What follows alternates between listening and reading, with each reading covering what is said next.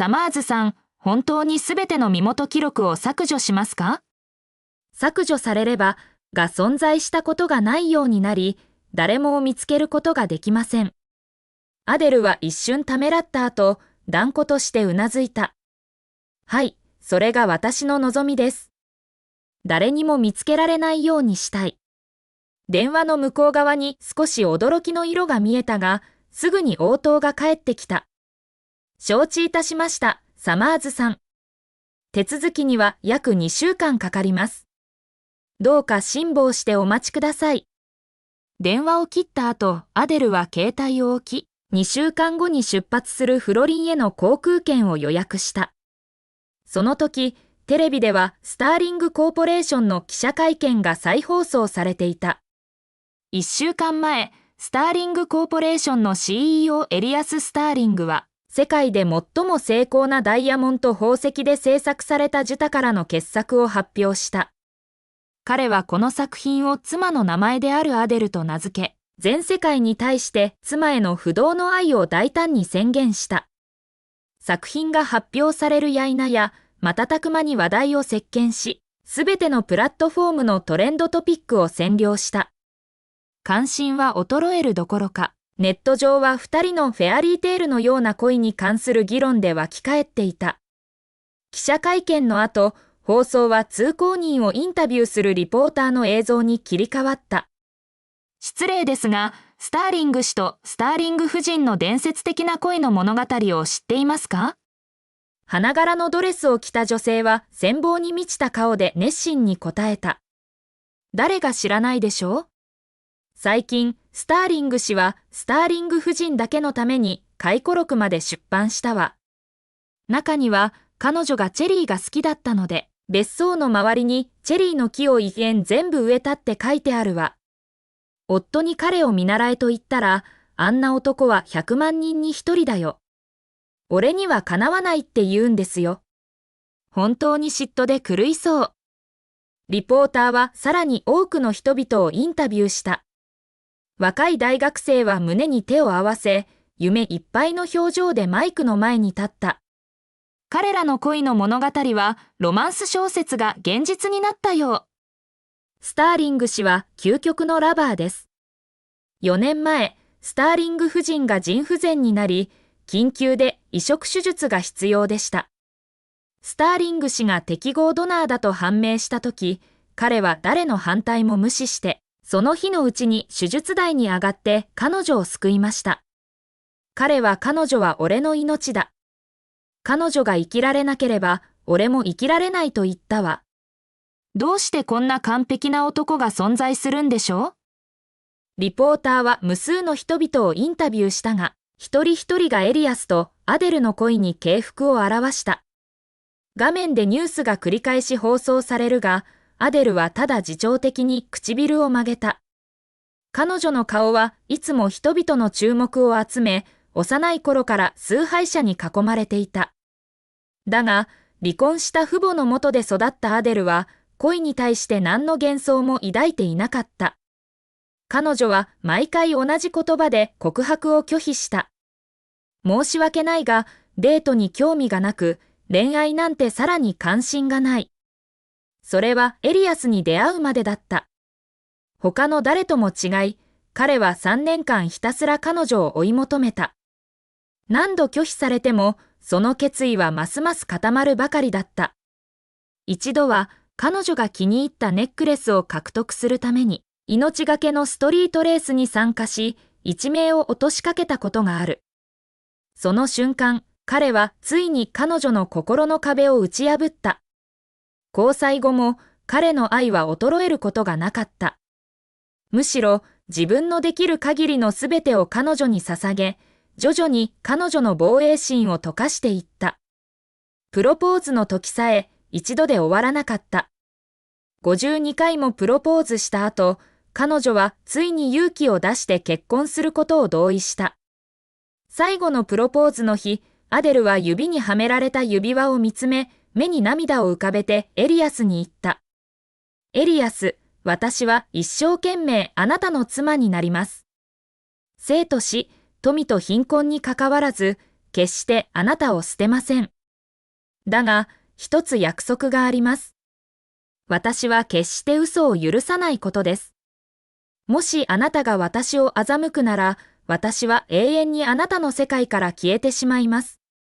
その美しい思い出は今、残酷な現実に打ち砕かれ、単なる幻想と化してしまった。巫女背前、彼女はエリアスが密かに他の女性と会っていることを発見した。彼は昼間はアデルと過ごし、夜は彼女のもとに行き、心は早くも二人の女性の間で分かれていた。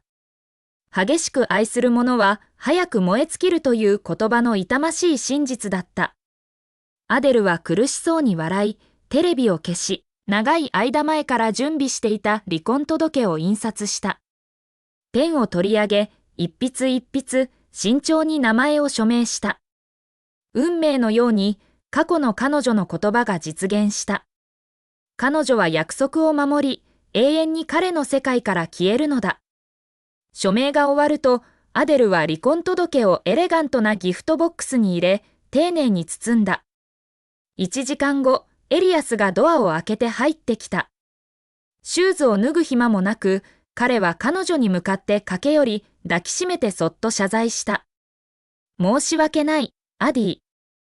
今日ジュエリーを取りに行ったから遅刻して、結婚記念日を逃しちゃった。怒らないで、ね。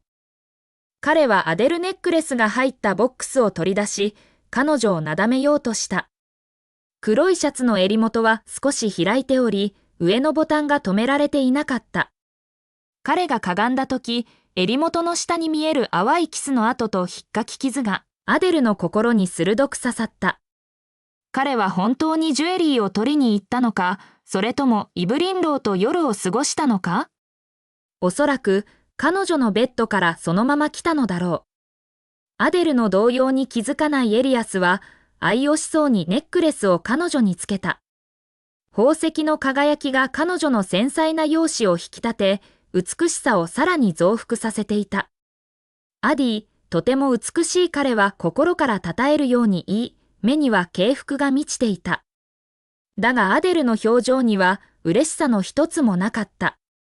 目をあからめて、彼女は離婚届が入ったギフトボックスを彼に手渡した。これ、あなたへ。エリアスは困惑して彼女を見た。これは？アデルは薄く笑った。贈り物です。記念日にあなたが私に何かを準備してくれたので、私もお返しをするのは当然でしょう。エリアスの目は歓喜で輝いた。彼はボックスを宝物のように扱い、早くも開けようとした。だがアデルが彼を止めた。2週間後に開けて。なぜ？彼は少し困惑して聞いた。アデルは一語一語ゆっくりと、はっきりと言った。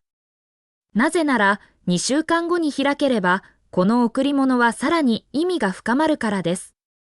エリアスは一瞬ためらった後、深く問い詰めることなくうなずいた。代わりに、彼はそっと彼女の手を取り、その手に柔らかくキスをした。愛する人の言う通りにする。夫はこのサプライズを待っています。そう言って、彼はすぐに付箋紙を取り出し、注意深く一行書き、厳粛にギフトボックスに貼り付けた。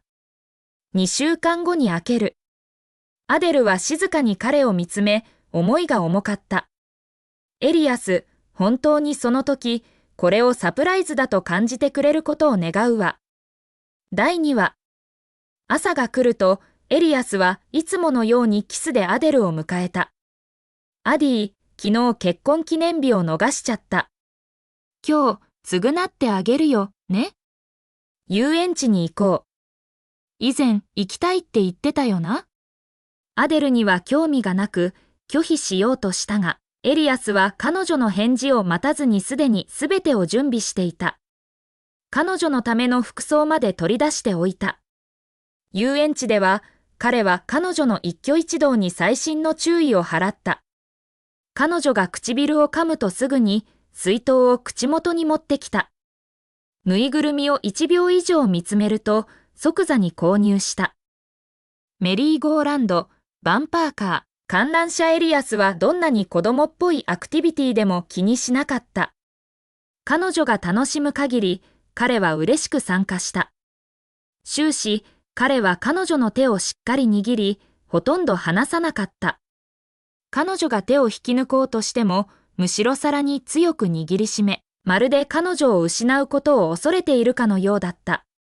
一度は彼女のバッグに風船を結びつけて笑った。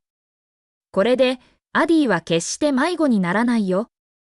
決して迷子にならない。だが今、彼女が行こうとしている場所は、彼が永遠に見つけられない場所だ。エリアス、あなたはずっと前に私を見失っている。アデルはそう言いたかった。二人の確かなかすりれと魅力的な容姿は、自然と他の来園者たちの目を引いた。やがて囁き声が始まり、誰かが彼らを指さした。見て。あの人、スターリング氏とスターリング夫人じゃないか？本物を見れるなんて。二人、すごく幸せそう。女の子は興奮してガスパールし、ボーイフレンドの腕を引っ張ってアデルの元に駆け寄ってきた。ナコ一緒に写真を撮ってもいいですか？私たち、大ファンです。あなたたちは私たちの最も好きなカップルです。女の子の熱望する表情を見て、アデルは断る気になれず、うなずいて同意した。エリアスは写真を撮るのが好きではなかったが、アデルのためなら協力することを厭わなかった。カメラのシャッター音が鳴り、カップルは興奮して輝いた。あなたたちは本当に完璧なカップルです。羨ましいです。永遠に幸せでありますように。エリアスは笑って礼儀正しくうなずいた。彼は決してアデルがずっとそばに静かに立って何も言わなかったことに気づかなかった。彼らに永遠は待っていないという真実を知っているのは彼女だけだった。ランチタイムにエリアスは頻繁に携帯をわかいた。アデルの視線を捉えるたびに彼はすぐに柔らかくなだめる口調で謝罪した。アディ。